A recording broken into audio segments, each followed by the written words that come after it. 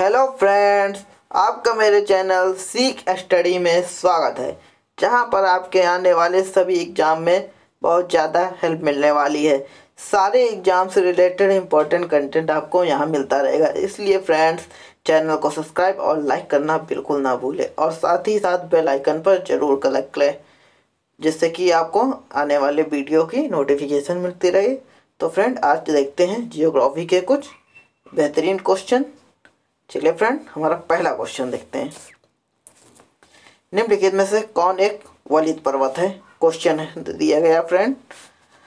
Option दिए गए आपको: A Nilgiri, option number B Himalaya, option number C Satpura, या फिर ऑप्शन नंबर डी। सोचिए फ्रेंड, कौन सा ऑप्शन सही है। 5 सेकंड और विचार कीजिए। 5 सेकंड में सोचिए कि कौन सा विकल्प सही हो सकता है। चलिए फ्रेंड, इसका जवाब देखते हैं। हो गया होगा ऑप्शन में, सोच लिया होगा आपने। चलिए फ्रेंड, इसका सही जवाब है ऑप्शन नंबर बी। कौन सा friend? Option number B, Himalaya. Himalaya क्या है? एक वलित पर्वत है। ठीक फ्रेंड, पर्वत कितने प्रकार के होते हैं फ्रेंड? तो पर्वत 5 प्रकार के होते हैं। कौन कौन से? वलित पर्वत, ब्लॉक पर्वत, होस्ट पर्वत, ज्वालामुखी पर्वत और अवशिष्ट पर्वत। याद रहेंगे फ्रेंड। वलित पर्वत कौन से? जैसे कि हिमालय का पर्वत, आल्प्स का पर्वत, रॉकी का पर्वत और एंडीज का पर्वत। ये सब हमारे क्या है? वलित पर्वत के उदाहरण हैं। ठीक फ्रेंड। ब्लॉक पर्वत क्या होते हैं फ्रेंड? तो यूरोप की राइन घाटी हो गया, हॉर्स पर्वत और जर्मनी का ब्लैक फॉरेस्ट, ये सब हमारे ब्लॉक पर्वत हैं फ्रेंड। याद रहेगा। और ज्वालामुखी पर्वत फ्रेंड क्या? जैसे वर्मा का माउंट पोपा और माउना लोआ, ये सब क्या है? ज्वालामुखी पर्वत हैं। ठीक फ्रेंड। अवशिष्ट पर्वत क्या है? ठीक फ्रेंड, जो कि अवशिष्ट के जमा होने से बनते हैं, जैसे कि बिहार का पारसनाथ। ये सब किसके? अवशिष्ट पर्वत के उदाहरण है फ्रेंड। याद रहेगा फ्रेंड। पर्वत कितने प्रकार के? 5 प्रकार के, और उनके उदाहरण ये याद रखिएगा। चलिए फ्रेंड, अगले क्वेश्चन में मूव करते हैं और देखते हैं हमारा अगला क्वेश्चन। पठारी क्षेत्रों में विश्व की कितनी प्रतिशत जनसंख्या निवास करती है? पूछा गया फ्रेंड, पहाड़ी क्षेत्रों में। ठीक, पठारी। चलिए फ्रेंड, ऑप्शन नंबर ए दिया गया आपको 4%, ऑप्शन नंबर बी दिया गया 6%, ऑप्शन नंबर सी दिया गया 9%, ऑप्शन नंबर डी दिया गया 50%। तो फ्रेंड, अटेम्प्ट करिए इसको और देखिए क्या आपने सही अटेम्प्ट किया है या गलत अटेम्प्ट किया है। चलिए फ्रेंड, अब इसका सही जवाब देखते हैं फ्रेंड। तो इसका सही जवाब है ऑप्शन नंबर सी, लगभग 9%। ठीक फ्रेंड, विश्व की 9% जनसंख्या पठारों पे निवास करती है। ठीक फ्रेंड, याद रहेगा। इस प्रश्न का यह सही जवाब है। और पठार क्या होते हैं फ्रेंड? द्वितीय श्रेणी के स्थल रूपों के रूप में जो होते हैं पठार। ये मतलब जमीन से कुछ उठे हुए समतल, जो हमारे समतल होते हैं उनसे उठे हुए होते हैं, लेकिन उतने भी ऊंचे नहीं होते जितने कि हमारे माउंटेन। ठीक फ्रेंड, ये बीच का पार्ट होते हैं स्थल और माउंटेन्स का। ठीक फ्रेंड, याद रहेगा। और ये धरती के 33% भाग पर पाए जाते हैं। और इसके उदाहरण क्या है फ्रेंड? जैसे छोटा नागपुर का पठार या और तिब्बत का पठार, ये सब इसके उदाहरण है फ्रेंड। ठीक, पठारी क्षेत्रों में। चलिए फ्रेंड, अगला क्वेश्चन देखते हैं हमारा। वायुमंडल में सर्वाधिक मात्रा में विद्यमान अक्रिय गैस कौन सी है? क्वेश्चन दिया गया है फ्रेंड और विचार कीजिए। इसके 4 ऑप्शन आपके पास हैं फ्रेंड, सोचिए। Option number A krypton, option number B helium, option number C argon, option number D neon. चलिए फ्रेंड, सोचिए और विचार कीजिए। निम्नलिखित में से कौन सी अक्रिय गैस सर्वाधिक मात्रा में पाई जाती है? क्रिप्टॉन दिया गया आपको, option number B helium, option number C argon, option number D neon. चलिए फ्रेंड, विचार कीजिए, सोच लिया होगा आपने। अब इसका जवाब देखते हैं फ्रेंड। तो फ्रेंड, इसका सही जवाब है option number C. Option number C argon इसका सही जवाब है फ्रेंड। अब बात करते हैं ऑर्गन की फ्रेंड। चलिए सबसे पहले बात करते हैं कि वायुमंडल में कितनी गैसें हैं। ठीक फ्रेंड, मतलब मुख्य गैसें। ठीक फ्रेंड, तो सबसे ज़्यादा नाइट्रोजन है 78% फ्रेंड। ठीक, और उसके बाद नाइट्रोजन ऑक्सीजन है, सॉरी, 21% लगभग, और 1% में बाकी सभी गैसें पाई जाती है फ्रेंड। तो इसके बाद किसका नंबर है, तो हमारी तीसरी सर्वाधिक ऑर्गन पाई जाती है, ठीक फ्रेंड। और उसके बाद CO2 का नंबर आता है, ठीक फ्रेंड। CO2 जो कि बहुत ही कम मात्रा में पाई जाती है, लेकिन बहुत ही खतरनाक गैस है, समझ लीजिए फ्रेंड। इतनी कम मात्रा के होने के बावजूद भी ये हमारे वातावरण को गर्म कर रही है, लगातार धरती का टेम्परेचर बढ़ा रही है, अर्थ का टेम्परेचर लगातार बढ़ा रही है, ठीक फ्रेंड। इसलिए CO2 इमिशन पर बहुत सारे कंजर्वेशन होते हैं फ्रेंड, बहुत सारी मीटिंग्स होती हैं। चलिए फ्रेंड आगे बात करते हैं। ऑर्गन का एटॉमिक नंबर क्या होता है फ्रेंड, तो 18, ठीक फ्रेंड, ये याद रखिएगा, ये भी इम्पोर्टेंट है। और इसके बाह्य कोश में कितने इलेक्ट्रॉन होते हैं फ्रेंड, तो इसका बाह्य कोश में 8 इलेक्ट्रॉन होते हैं, ठीक friend, according to octet rule, जिसको कि हिंदी में अष्टक रूल कहते हैं। इसके मुताबिक किसी परमाणु की बाह्य कक्षा में अगर 8 इलेक्ट्रॉन होते हैं तो वो इनएक्टिव हो जाता है, ठीक फ्रेंड, वो किसी से रिएक्शन नहीं करता है, इसलिए उन्हें इनर्ट गैसेस भी कहते हैं, ठीक फ्रेंड। अक्रिय गैसों को इनर्ट गैस भी कहते हैं, ठीक फ्रेंड, याद रहेगा। चलिए फ्रेंड अगला क्वेश्चन देखते हैं। लोएस्ट पठार क्या है, ठीक फ्रेंड, कहाँ स्थित है। Option number A Bharat, option number B Japan, option number C रूस, या फिर ऑप्शन नंबर डी चीन। चलिए फ्रेंड विचार कीजिए इस क्वेश्चन को और सोचिए लोएस्ट पठार कहाँ है। 4 ऑप्शन दिए गए हैं, option number A Bharat, option number B Japan, option number C, option number D चीन। चलिए फ्रेंड सोच लिया होगा आपने, अब इसका सही जवाब देखते हैं फ्रेंड। तो इसका फ्रेंड सही जवाब है, चलिए फ्रेंड इसका सही जवाब ऑप्शन नंबर डी। कौन सा फ्रेंड, ऑप्शन नंबर डी चीन इसका सही जवाब है फ्रेंड, याद रहेगा फ्रेंड। ये कहाँ है, तो फ्रेंड ये चीन की पीली नदी के ऊपर के मध्य भाग में, ठीक फ्रेंड, चीन की जो पीली नदी है, ठीक फ्रेंड।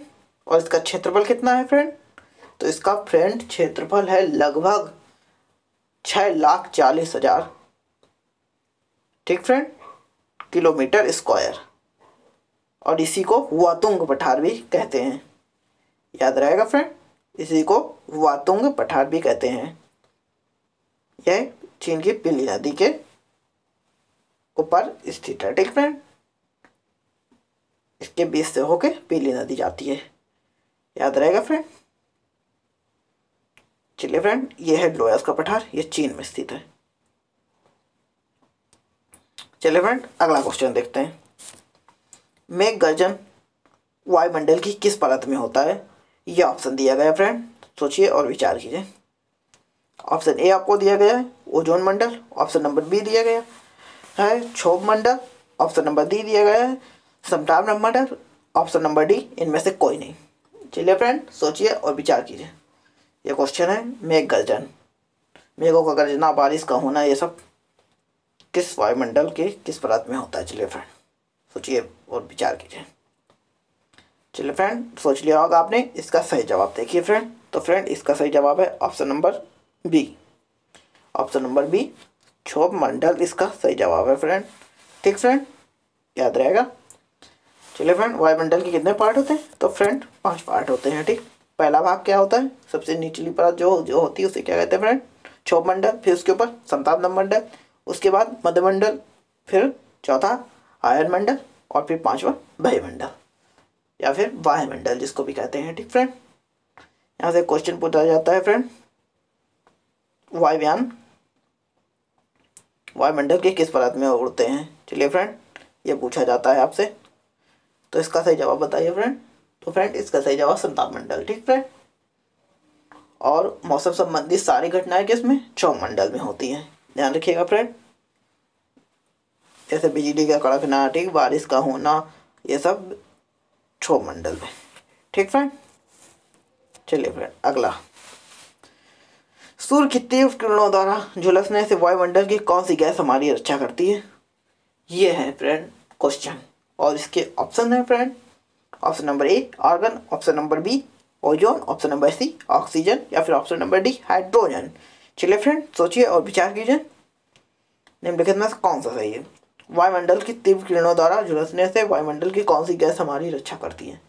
चलिए फ्रेंड, सूर्य के रेडिएशन। चलिए फ्रेंड, कौन सी गैस रक्षा करती है खतरनाक रेडिएशन से? चलिए फ्रेंड, सोच लिया होगा आपने। इसका सही जवाब देखते हैं फ्रेंड।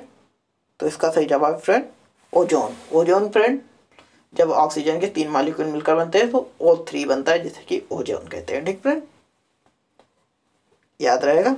और ये हमारी सूर्य की अल्ट्रावायलेट किरणों से रक्षा करती है, जिससे कि हमारी पृथ्वी पर सूर्य की डायरेक्ट अल्ट्रावायलेट किरणें नहीं पड़ती हैं। अगर हमारे अर्थ पे डायरेक्ट अल्ट्रावायलेट किरणें पड़ने लगे तो बहुत सारे नई नई बीमारियां शुरू हो जाएंगी फ्रेंड, जैसे कि स्किन के कैंसर एक नॉर्मल डिजीज हो जाएगी, और भी बहुत सारी। ठीक फ्रेंड, ये सब से हमारी रक्षा करती है अल्ट्रावायलेट किरणों से, जो कि हमारी ह्यूमन बॉडी के लिए बहुत ही खतरनाक होती हैं फ्रेंड। ठीक फ्रेंड, याद रहेगा। चलो फ्रेंड, अगला क्वेश्चन देखते हैं। विश्व का सबसे ऊंचा ज्वालामुखी पर्वत कोटोपैक्सी कहाँ स्थित है? चलिए फ्रेंड, ऑप्शन दिए गए हैं आपको। Option number A Bharat, option number B Japan, option number C Germany, या फिर ऑप्शन नंबर डी इक्वाडोर। चलिए फ्रेंड, सोच लिया होगा आपने। सोचिए, इसको विचार कीजिए। विश्व का सबसे ऊंचा ज्वालामुखी पर्वत कोटोपैक्सी। चलिए फ्रेंड, सोचिए। चलिए फ्रेंड, सोच लिया होगा आपने। अब इसका जवाब देखिए फ्रेंड। तो इसका सही जवाब friend Ecuador. Ecuador, Cotopaxi Ecuador में स्थित है फ्रेंड। ध्यान रखेंगे फ्रेंड। इक्वाडोर की राजधानी क्या है फ्रेंड? तो इक्वाडोर की राजधानी क्विटो है, याद रखेंगे फ्रेंड। और यहाँ के वर्तमान प्रेसिडेंट कौन है? Lenin Moreno. ठीक फ्रेंड, और यहाँ की मुद्रा डॉलर। ठीक फ्रेंड, इतनी चीज़ें याद रखें। इक्वाडोर, कोटोपैक्सी ज्वालामुखी पर्वत कहाँ? इक्वाडोर में है। और इक्वाडोर के प्रेसिडेंट कौन है इस समय के? तो लेनिन मोरेनो है। ठीक फ्रेंड, और यहाँ की मुद्रा डॉलर है। चलिए फ्रेंड, उम्मीद करता हूँ आपको याद रहेगा। अगला क्वेश्चन फ्रेंड। चलिए फ्रेंड, अगला क्वेश्चन देखते हैं हम लोग। माउंट एवरेस्ट ज्वालामुखी निम्नलिखित में से किस महाद्वीप में स्थित है? ये क्वेश्चन दिया गया फ्रेंड। ऑप्शन दिए गए हैं आपको 4। Option number A Antarctica, option number B Africa, option number C Asia, option number D Europe. चलिए फ्रेंड, सोचिए और विचार कीजिए, निम्नलिखित में से कौन सा विकल्प सही है? माउंट माउंट एरेबस दिया है। चलिए फ्रेंड, सोचिए, अच्छा क्वेश्चन है। चलिए फ्रेंड, इसका जवाब देखिए फ्रेंड। सोच लिया होगा आपने। तो फ्रेंड, इसका जवाब है ऑप्शन नंबर ए। कौन सा friend? Option number A Antarctica इसका सही जवाब है फ्रेंड। ठीक, ये क्या? एक ज्वालामुखी पर्वत है। ठीक फ्रेंड, माउंट एवरेस्ट अंटार्कटिका में स्थित है। ठीक फ्रेंड, ये कितने ऊंचाई का है? तो ये लगभग 3800 मीटर का है। ठीक फ्रेंड, याद रहेगा। और इसका लास्ट उद्गार कब हुआ था इसमें फ्रेंड? तो ये अभी हाल ही में इसमें उद्गार हुआ था 2020 में। ठीक, इसकी खोज किसने की थी? तो इसकी खोज फ्रेंड सर जेम्स क्लार्क रोज ने की थी। ठीक फ्रेंड, कब की थी? 1841 में सर जेम्स क्लार्क रोज इसकी खोज की थी, माउंट एरेबस ज्वालामुखी की, जो कि अंटार्कटिका में है। ठीक फ्रेंड, और इसकी ऊंचाई लगभग 3800 मीटर है। ठीक फ्रेंड, ये ध्यान रखेंगे। चलिए फ्रेंड, उम्मीद करता हूँ आपको आ गया होगा इसका समझ में। चलिए फ्रेंड, अगला क्वेश्चन देखते हैं। दीर्घ रेडियो तरंगे पृथ्वी की किस सतह से परिवर्तित होती हैं? चलिए फ्रेंड, दीर्घ रेडियो तरंगों के बारे में पूछा गया है। ये पृथ्वी की किस सतह से परिवर्तित होती है? चलिए फ्रेंड, आपको ऑप्शन दिए गए हैं। ऑप्शन नंबर ए आयन मंडल, ऑप्शन नंबर बी क्षोभ मंडल, ऑप्शन नंबर सी समतल मंडल नहीं फ्रेंड, यहाँ सप्ताह मंडल होना चाहिए। और ऑप्शन नंबर डी या फिर सभी, ये है आपको। चलिए फ्रेंड विचार कीजिए। रेडियो तरंगे के बारे में पूछा गया है, किस सतह से परिवर्तित होती हैं, रिफ्लेक्ट होती हैं। चलिए फ्रेंड सोच लिया होगा आपने। अब इसका सही जवाब देखते हैं फ्रेंड। तो फ्रेंड इसका सही जवाब है ऑप्शन नंबर ए। कौन सा फ्रेंड? ऑप्शन नंबर ए, आयन मंडल। आयन मंडल से दीर्घ रेडियो तरंगे पृथ्वी की ओर परावर्तित होती हैं, ठीक फ्रेंड, और जिससे कि हम अपने विभिन्न संचार उपकरण चलाते हैं, ठीक फ्रेंड, याद रहेगा फ्रेंड। और आयन मंडल 48 किलोमीटर से ऊपर फैला हुआ है, ठीक फ्रेंड। सबसे पहले क्या? क्षोभ मंडल है, ठीक फ्रेंड। क्षोभ मंडल के बाद समताप मंडल, समताप मंडल के बाद मध्य मंडल, फिर मध्य मंडल के बाद आयन मंडल, ठीक फ्रेंड। आयन मंडल के बाद बाहरी मंडल। याद रखेंगे फ्रेंड, याद रखते हैं। चलिए फ्रेंड अगला क्वेश्चन, वायुमंडल का कौन सा भाग रसायन मंडल का एक भाग है? चलिए फ्रेंड क्वेश्चन दिया गया, ये सोचिए और विचार कीजिए इस क्वेश्चन को। ऑप्शन दिए गए हैं आपको। और पहला ऑप्शन, ऑप्शन नंबर ए आयन मंडल, ऑप्शन नंबर बी समतल मंडल, ऑप्शन नंबर सी क्षोभ मंडल, ऑप्शन नंबर डी ओजोन मंडल। चलिए फ्रेंड सोच लीजिए और विचार कीजिए इस क्वेश्चन को। चलिए फ्रेंड सोच लिया होगा आपने। अब इसका सही जवाब देखते हैं फ्रेंड। तो इसका सही जवाब फ्रेंड ओजोन मंडल, ठीक फ्रेंड, ओजोन मंडल, ठीक फ्रेंड। ओजोन मंडल क्या? जहाँ ओजोन की परत पाई जाती है, ठीक फ्रेंड, उसे कहा जाता है ओजोन मंडल, ठीक। ओजोन मंडल को ही रसायन मंडल का एक भाग, ठीक फ्रेंड,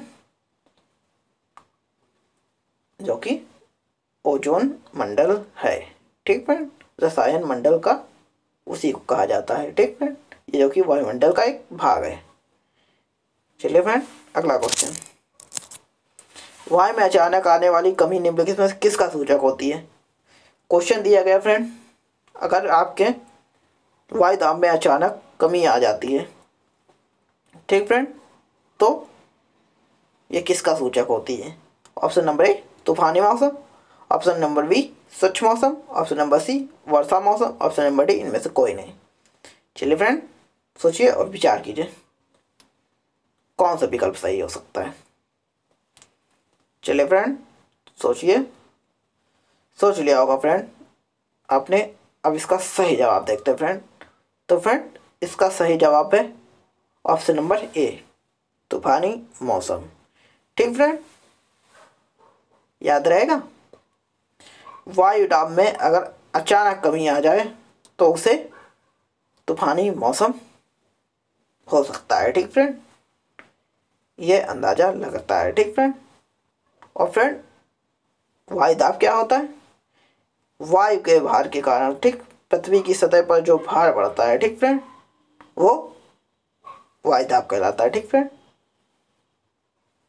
याद रहेगा। और वायु दाब क्या है? ऊंचाई बढ़ने के साथ साथ घटता जाता है, ये भी पॉइंट ध्यान रखेंगे फ्रेंड, ठीक। चलिए फ्रेंड अगला क्वेश्चन देखते हैं, सरवती परियोजना किस राज्य में स्थित है? चलिए फ्रेंड काफी इजी क्वेश्चन है। Option number A Andhra Pradesh, option number B Karnataka, option number C Tamil Nadu, option number D Madhya Pradesh. सोचिए फ्रेंड और विचार कीजिए निम्नलिखित में कौन सा विकल्प सही है। सोच लिया होगा फ्रेंड, सोचिए और विचार कीजिए इस क्वेश्चन में, सिंपल है। चलिए फ्रेंड समय नहीं बर्बाद करते हैं, चलते हैं उत्तर की ओर और देखते हैं हमारा उत्तर। तो फ्रेंड इसका सही जवाब है ऑप्शन नंबर बी, ठीक friend, option number B Karnataka इसका सही जवाब है। सरवती परियोजना कर्नाटक राज्य में स्थित है, ठीक फ्रेंड, ये ध्यान रखेंगे, ये कर्नाटक राज्य में सरवती नदी में स्थित है, ठीक फ्रेंड, जो कि वेस्टर्न घाट की एक बहुत ही महत्वपूर्ण नदी है। चलिए फ्रेंड अगला क्वेश्चन, पोलावरम प्रोजेक्ट किस राज्य में स्थित है? चलिए फ्रेंड, ये ऑप्शन दिए गए आपको बस। Option number A Madhya Pradesh, option number B Gujarat, option number C Andhra Pradesh, option number D Karnataka. चलिए फ्रेंड, सोचिए और विचार कीजिए। पोलावरम प्रोजेक्ट किस राज्य में स्थित है? चलिए फ्रेंड, सोच लिया होगा आपने। नहीं, विचार के लिए 2 मिनट, 2 मिनट नहीं सॉरी फ्रेंड, 5 सेकंड के लिए।